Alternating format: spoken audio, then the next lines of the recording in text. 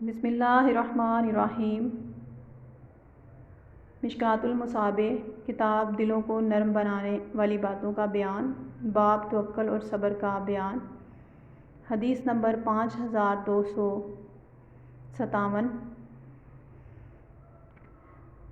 ترجمہ۔ حضرت صہیب رضی اللہ تعالیٰ عنہ بیان کرتے ہیں، رسول اللہ صلی اللہ علیہ وسلم نے فرمایا، مومن کا معاملہ بھی عجیب ہے، اس کا ہر معاملہ اس کے لیے باعث خیر ہے، اور یہ چیز صرف مومن کے لیے خاص ہے۔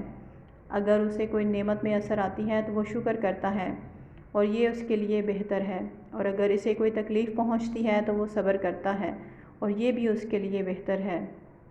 ایک اور حدیث میں مشکوٰۃ المصابیح میں کتاب دلوں کو نرم بنانے والی باتوں کا بیان، باب توکل اور صبر کا بیان۔ حدیث نمبر 5298۔ ترجمہ۔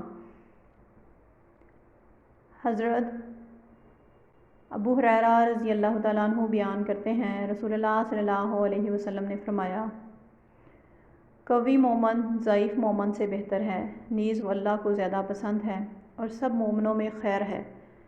تو اپنے لیے نفع بخش چیز کے لیے محنت و کوشش کر اور اللہ سے مدد طلب کر اور عاجزی و سستی نہ کر، اور اگر تجھے کوئی نقصان پہنچے تو ایسے نہ کہو اگر میں اس طرح کرتا تو اس طرح ہوتا، بلکہ ایسے کہو اللہ نے مقدر کیا اور جو اس نے چاہا سو کیا، کیونکہ لفظ اگر عمل شیطان کھولتا ہے